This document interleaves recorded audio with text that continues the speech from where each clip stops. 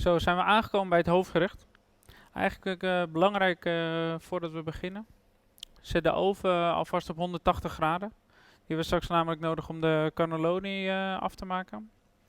En voorbij het dessert. Dus dan staat die oven al mooi op temperatuur. Ik heb alvast een pannetje water op staan.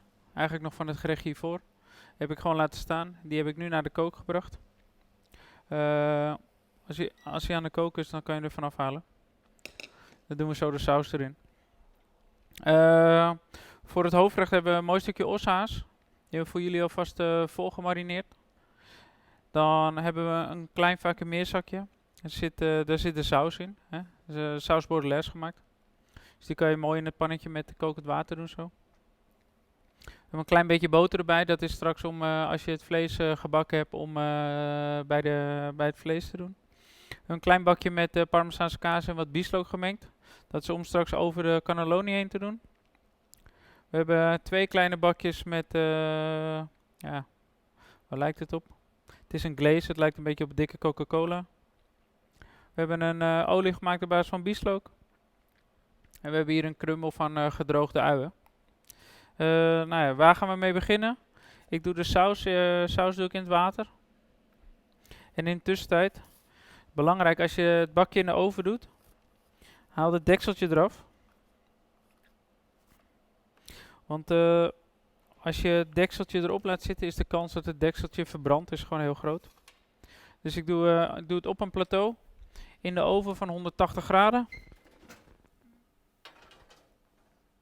Zo. Nou. Hoppa. Ik zet de koekenpan aan. Cannellonis kunnen 4 minuten in de oven.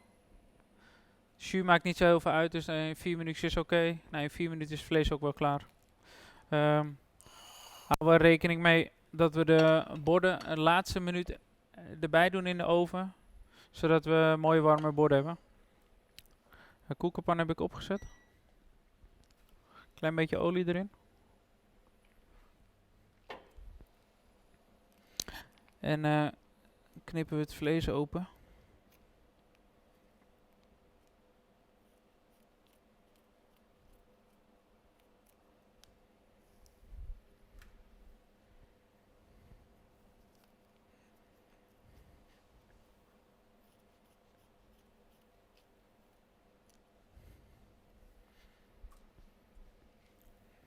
Zo.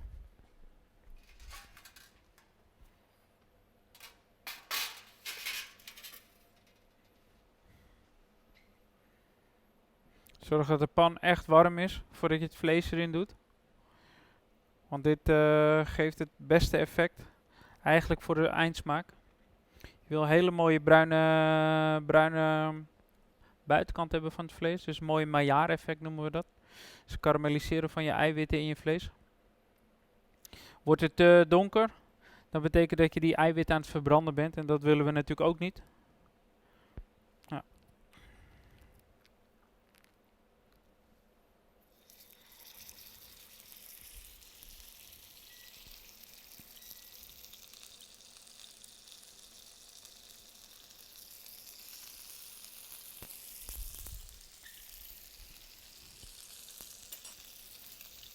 Nou, het mooie, je ruikt nu eigenlijk al, hè, terwijl we het vlees net uit het zakje hebben gehaald, ruik je de marinade al. Dus die zit super goed in het vlees.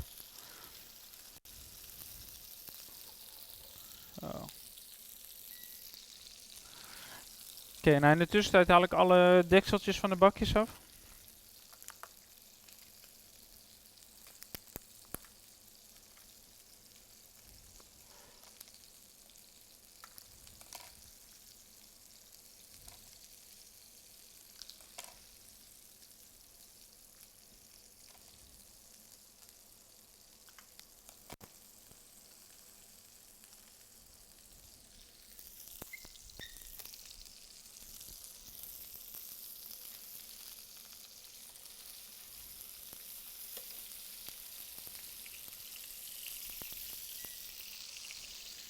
Nou, die is lekker aan het gaan.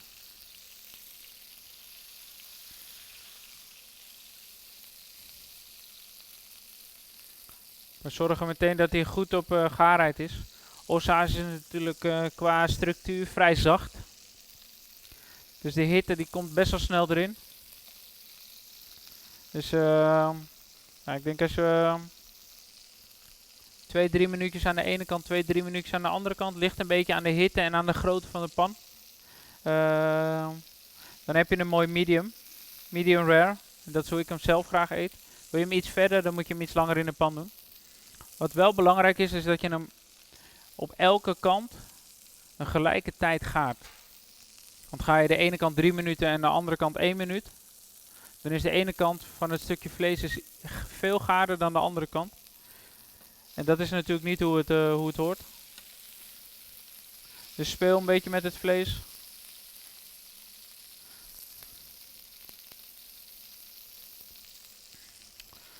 Zo. In de tussentijd hou wel de timer in de gaten. Nou hier, 4 minuten is voorbij. Dan doe ik de borden erbij.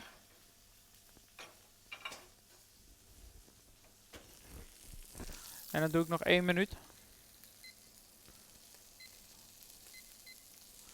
Zo.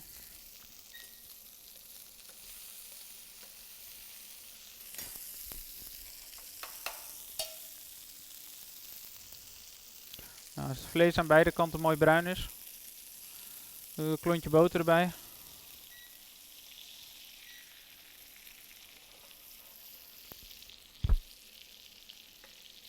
Speel een beetje met het vlees, hè.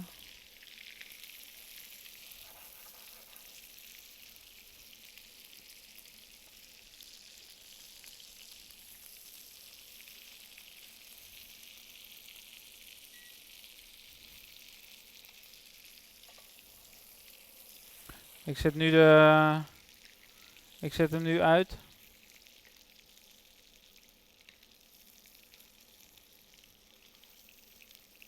Dus de hitte in de pan, die doet zijn werk. En die zorgt er eigenlijk dat het vlees straks mooi gaar is. Zo. Hoppa.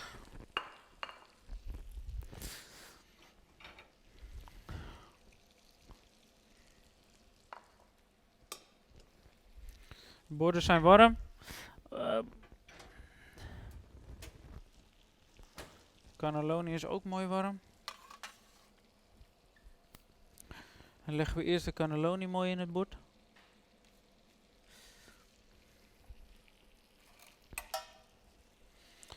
Ik vind het bij dit ook makkelijk om een lepeltje te gebruiken.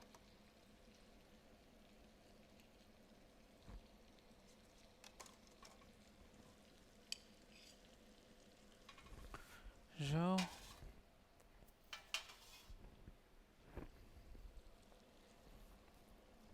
Dan doen we over de cannelloni doen we de mix van Parmezaanse kaas en bieslook.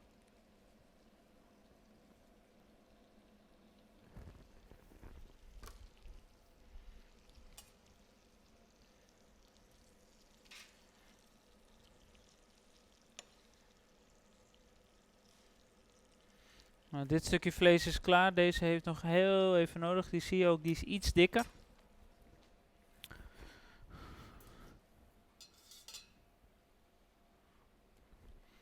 Nou, haal ik de jus uit het water.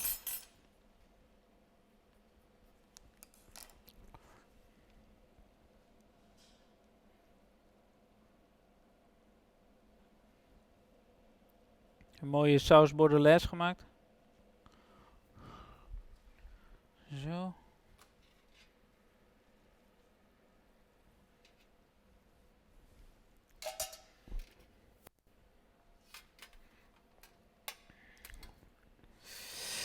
Dan doen we de glaçage eroverheen.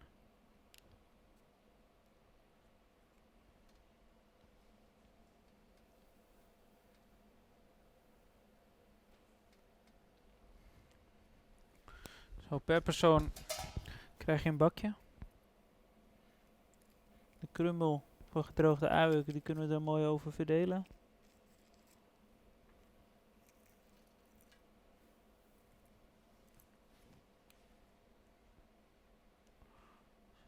Stukje vlees naast de cannelloni. En als laatst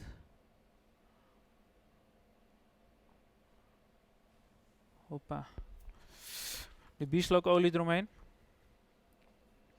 Nou, als hoofdgerecht, mooi stukje ossa's, saus bordelaise en aan de zijkant een cannellonietje gevuld met bospaddenstoelen. Eet smakelijk.